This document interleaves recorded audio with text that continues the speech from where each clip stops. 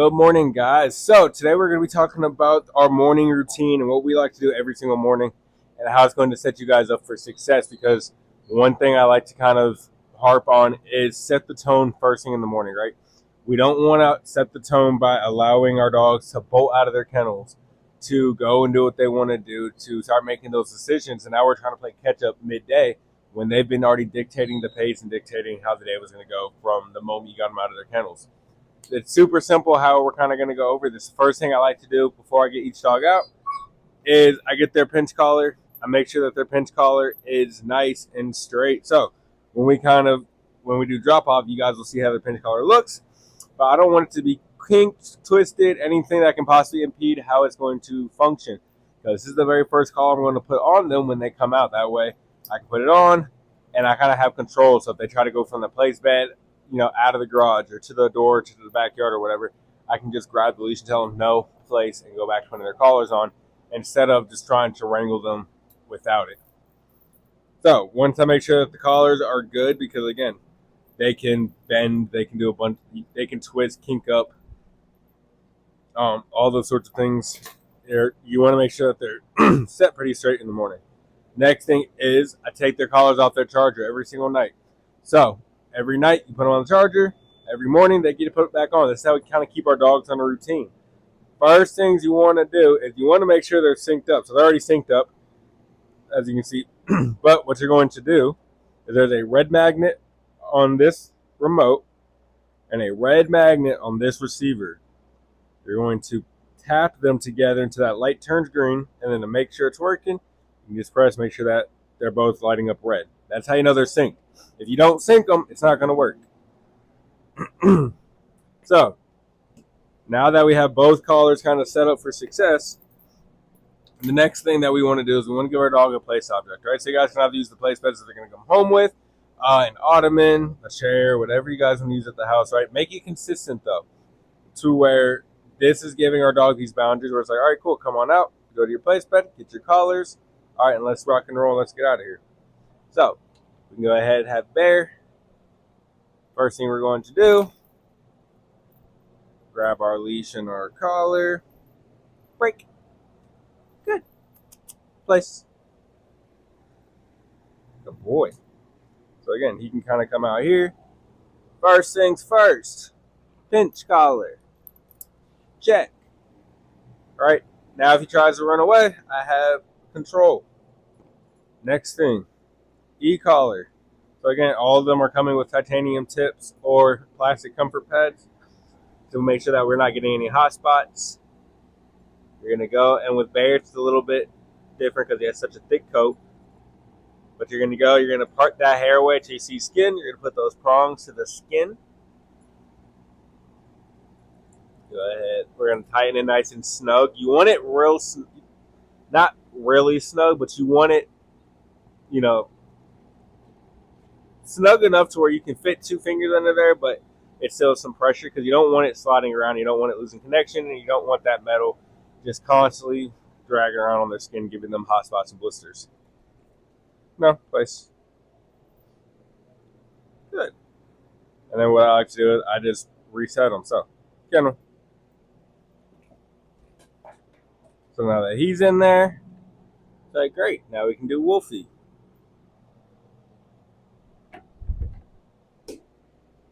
Same thing. So now they are set up for their day, and except you guys only have one, or you guys have a couple other dogs too, but same thing. I'm going to make sure that Wolfie's collars and everything are nice and straight.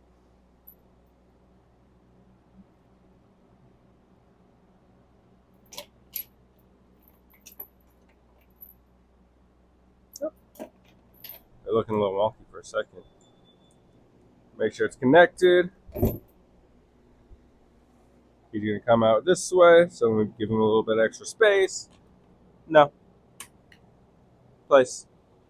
Okay, he can come onto his place bed. Good boy.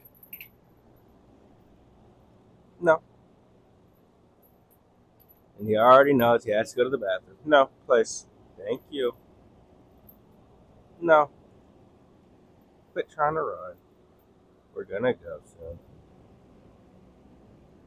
You know the routine. There we go. No.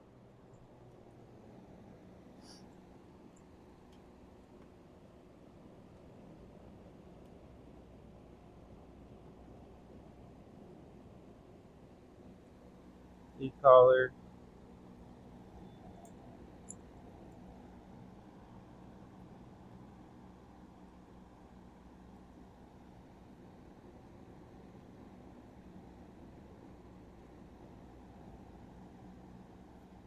Good. Kennel.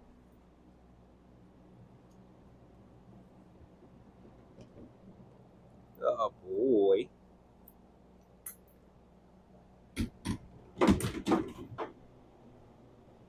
And then Churro. Make sure his is all Churro kind of wears his martingale all day. Just because it doesn't have a buckle and it's just a cloth collar. We can do the same thing. Come on, Churro. Break. Good boy. Place. Good. Churro's like, same thing. Churro's a little bit easier because they're already dirty. Churro's already out this morning though. You got to go out early. You got a small bladder.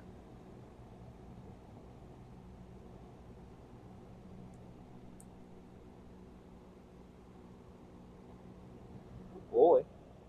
And then same thing. Kennel. And now all three dogs are ready to go on through their day. So again, when we're setting the tone, where we're already starting off with structure, that's not allowing them to get those early and easy wins, right? That's how we're able to get Bear from out of his kennel in the morning out to go to the bathroom, right? We're able to go, come break from his kennel, place, put his collars on, tell him follow, go to the door. Now we're not having to set little treats to go and trying to lure him out. We're just able to kind of walk him out himself. And once we really start setting up that routine, it's going to be a lot easier for him to kind of understand as well. As you saw, all dogs are kind of, they want to go out, know they gotta go to the bathroom, but that's great for you guys because now it's like you're not having to drag them back out. So that's just how we start off this day. We're about to grab Bear and Wolfie to go to the Pearl, and then we're just gonna have fun over there.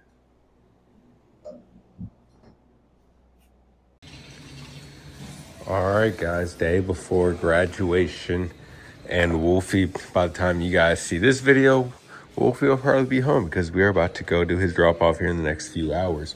But the thing that we want to go over right now is just kind of managing your expectations. And we're going to talk about it quite a bit at drop off on what your expectations should be.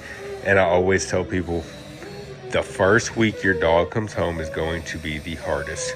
And the reason that is because, again, with dog training, it's all relationship based. So the relationship I have with Little Bear, with Wolfie, or with Churro is completely different than the relationship you guys have with them. So you have to spend this time building up so you can be able to do some of this stuff, right? That's the end goal, is to really end up mending and building your guys' relationship so that way your dogs are able to trust you and they're able to have that structured and fully thrive. So yeah, that first week's gonna always be hardest. The second part that I really want to go over is all of these dogs are puppies, right? 8 months, 6 months, and just over a year old, even though you can call it what you want. A dog doesn't fully mature until they're about 2-3 years old. So he still has so Wolfie even still has a puppy mentality. What we are doing right now is we are building these foundations so that they can be successful when they grow up to be older dogs. And the way that you do that is with structure. Again, we're trying to raise them as if we were raising kids, right? We want them to make the right decisions when they're 4 years old, so we have to guide them while they're these puppies and while they're growing. Because again, the dogs that they are at 8 months, 6 months in a year, they're going to be different when they're 2 years old. They're going to be different when they're 3 years old. They're going to be different when they're 4. That's just how things mature. So understanding that, cool, you're going to have your good days, you're going to have your bad days, where, Wolfie might have a great 3 weeks, and then he might just have a bad day where he doesn't want to listen. He's pushing buttons. He's a little over the edge, and this goes for all of them. And that's just where you guys are going to have to kind of stay and set your guys' self up for success, right? not allow your human emotions to get in the way, understanding that, cool, we just have to maintain the same structure that I was giving them. And I'm not talking about the training sessions. I'm talking about just in your lifestyle, right? If you're not engaging with your dogs, they're in their kennel or they're on their place beds, they're in some sort of form of structure. And when they are not in some sort of form of structure, then we are engaging with them. And that doesn't mean, okay, I'm in the kitchen so they can just roam around the kitchen while I'm cleaning. No, because if you're focusing on cooking or cleaning, you're not focusing on the dog. They can get into things, right?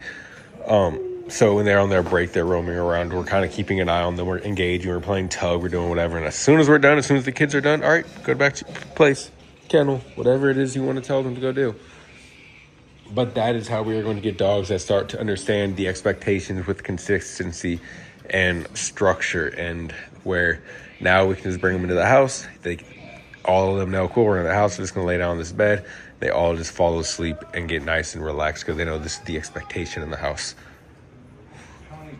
But again, these dogs are puppies. Grow with them, have fun with them, enjoy the process, but understand that it is a process. And like I've said before, I wish dog training was a sprint. That would make it easier on everyone, right? It would make it easier on you guys, it would make it easier on trainers in the world, it would make it easier on everyone that has to deal with dogs. It's a marathon. You're in it for the long run, but don't try to rush through it because that's when mistakes are going to be made.